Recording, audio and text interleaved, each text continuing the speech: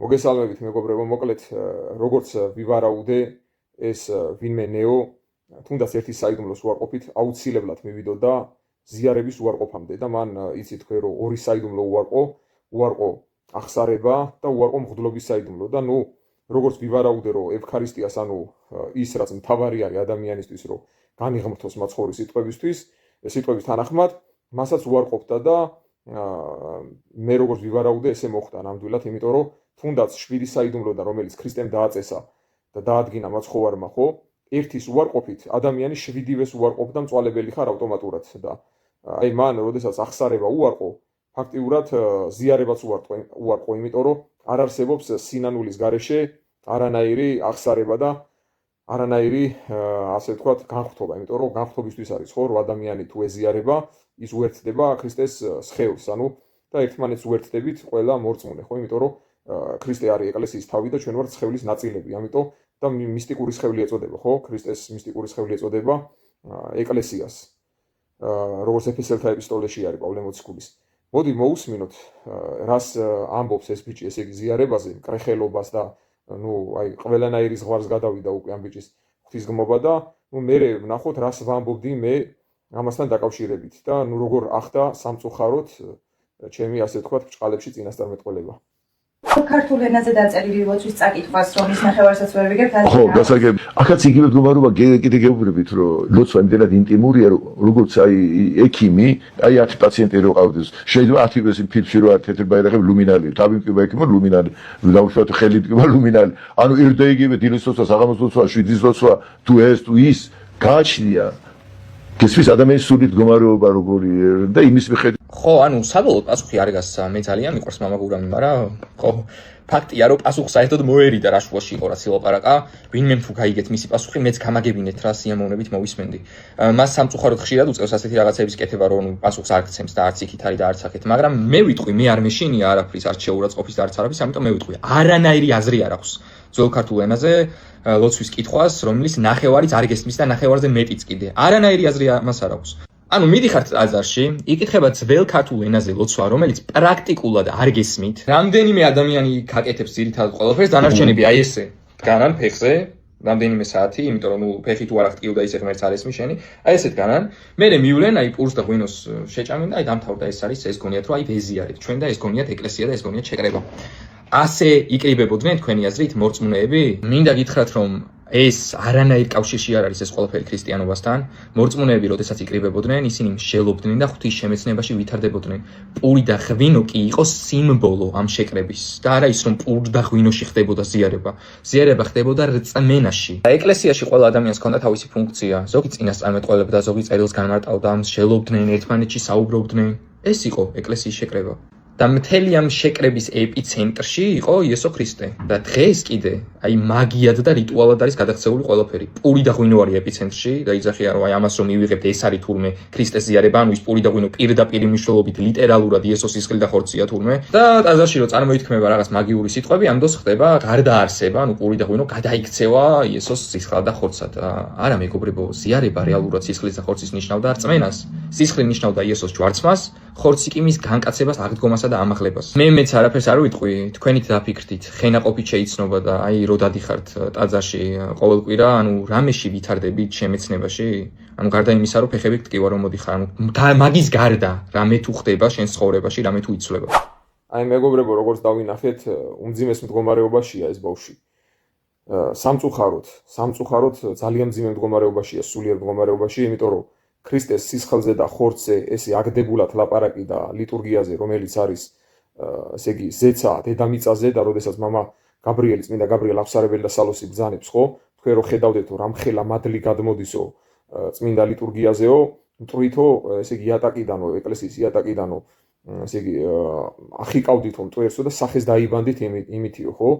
ანუ ძალიან დიდ მკრეხელობაშია ეს ბავშვი და მოდი ეხლა ვნახოთ მე რას ვამბობდი არა იმიტომ რომ მე დიდი ვინმე ვარ ჯვარი მწერია ღმერთმა დაიფაროს ჩემ თავზე დიდი წარმოდგენა მქონდეს უბრალოდ ავტომატურად ხდება ეს ყველაფერი რომ როდესაც ადამიანი ერთ საიდუმლოს უარყოფს ის ავტომატურად მივიდოდა აუცილებლად ევქარისტიის უარყოფამდე და ვნახოთ რას ვამბობდი და როგორ სამწუხაროდ ახდა ჩემი ასე ვთქვათ ნათქვამი ღვთის მიერ დადგენილი არის მღვდლობის საიდუმლოც და აღსარების საიდუმლოც და აი ამ 7 საიდუმლოდან 2 საიდუმლო უკვე უარყო ამ ნეომდა. ნუ ალბათ საბოლოოდ ზიარების უარყოფამდეც მივა და იმიტომ რომ ახსარების გარეშე ზიარება არ არსებობს, თუ ცოდებს არ შეინანებ ზიარება ესეთი რაღაც არ არსებობს, რომ პირი გააღო მარტო და ეზიარო და საბოლოოდ ევქარისტიის უარყოფა, ევქარისტიულ ცენტრული არის ხო ეკლესია, ანუ ქრისტეს ეკლესია არის, ქრისტეს სისხლზე დაფუძნებული ეკლესია, რომელიც მაცხოვარმა თვითონ თქვა, რომ ესე იგი ამას ყოფდეთ გასახსენებლად ჩემდა და საბოლოოდ მივა ნათლობის უარყოფამდეც.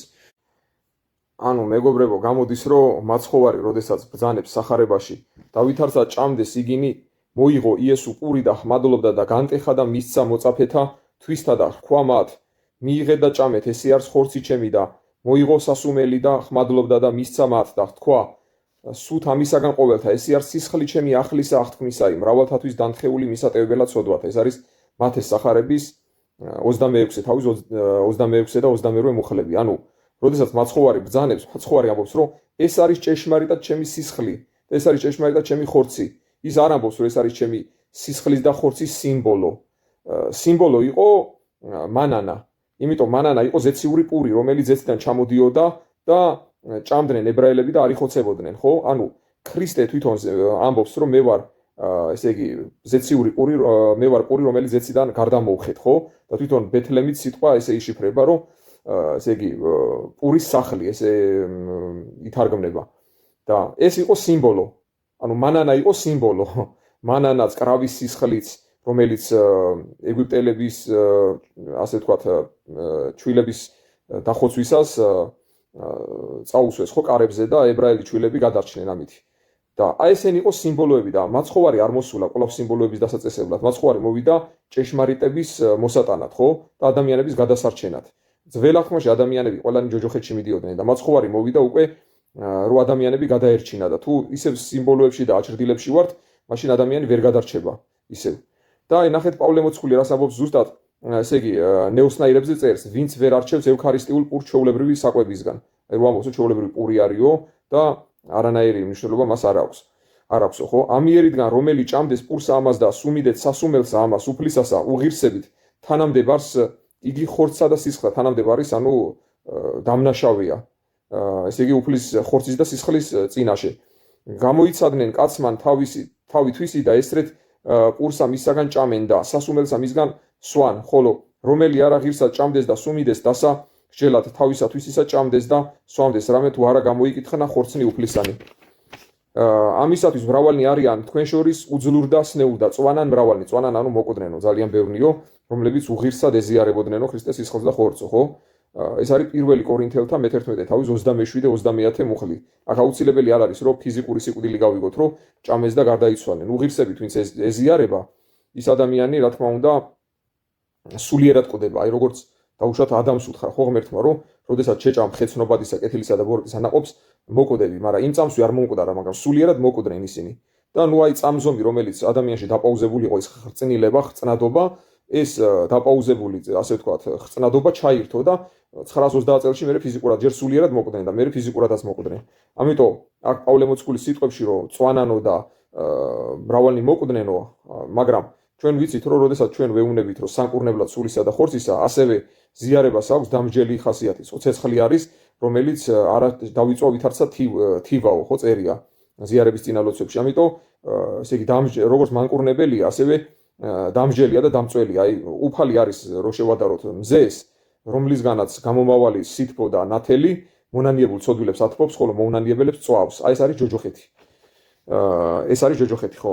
ესე იგი, ნეოს რაციონალიზმი ზუსტად იმ იუდეველთა მსგავსია, რომელთაც ქრისტეს სიტყვებზე თუ არ შეჭამთ კაცის ძის ხორცს, თქვენს სასტიკია ეს სიტყვა, ვის შეუძლია მისი მოსმენა. იოანეს 6:60 და მიატოვეს იგი, ანუ მათ პირდაპირ უშუალოდ კანიბალურად გაიგეს და ამიტომ აი ნოეც ესე იგებს, რომ ესე იგი მაცხოვრის სისხლი და ხორცი არ არის ჭეშმარიტად სისხლი და ხორცი, ეს ნეო ამაშიც არ არის, ასე ვთქვათ, ნოვატორი, ეს არის ჯერ კიდე რეფორმაციის დროს ესეთი ულრიხ ცვინგლი და ჟან კალვინი იყვნენ, რომლებიც პირდაპირ ამბობდნენ, რომ ეს არ არის ჭეშმარიტი სისხლი და ხორცი, არამედ არის არანაირი გარდაარსება არ ხდება და სიმბოლურად არის გახსენება და ჩვეულებრივ პური და ღვინო რჩება, ხო? სხვათა შორის ერთ-ერთმა არქიმანდრიტმაც აწმყდლობიდან დაყენებულმა დოროთე ყურაშვილმაც იგივე მწვალებლობა იქადაგა, ხო?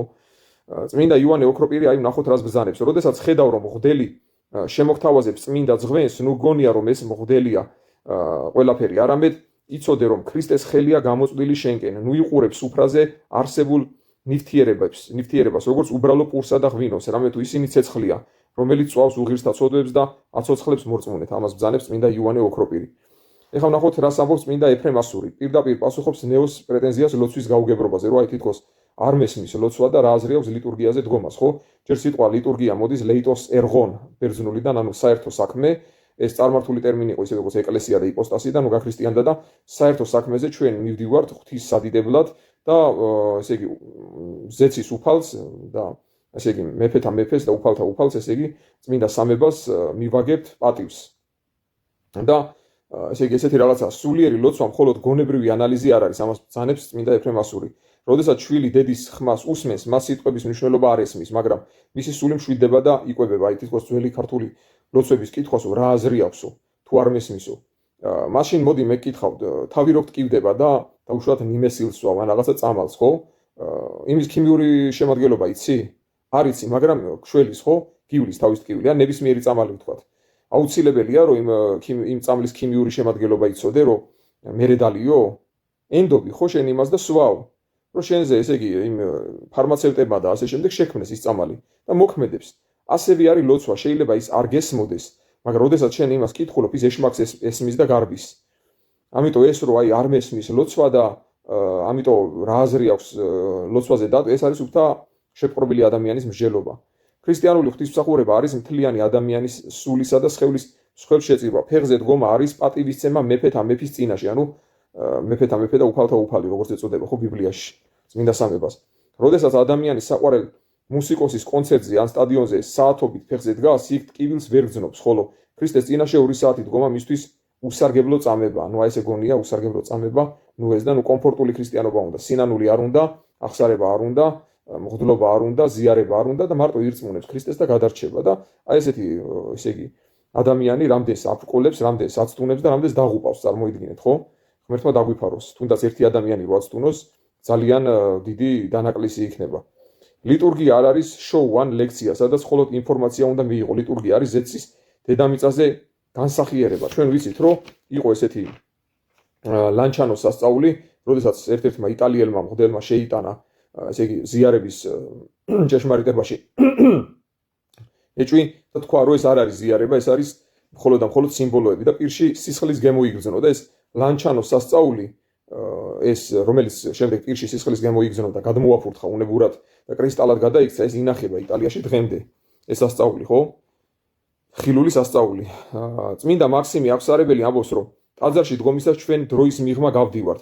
ფიზიკური გადაღლა არის ხორცის მოკვდინება, სულის სასარგებლო და ნამდვილად ესე არის, იმიტომ რომ დაბადებიდან ვიდრე ესე იგი კრავის ქორწილამდე აბსოლუტურად ყველაფერი არის გასოცხლებული ლიტურგიაზე და შენ თუ ეს ლიტურგია არ გესმის, არის ლიტურგიის განმარტებები, კმევა რას ნიშნავს, იქ სანთლით გამოსვლა, დიდი გამოსვლა რას ნიშნავს და ასე შემდეგ. ეს ყველაფერი თუ შენ გააზრებულად გესმის, არც ერთი ლიტურგია ერთმანეთს არ გავს. ყველა ლიტურგიაში არის სხვადასხვა საკითხავები.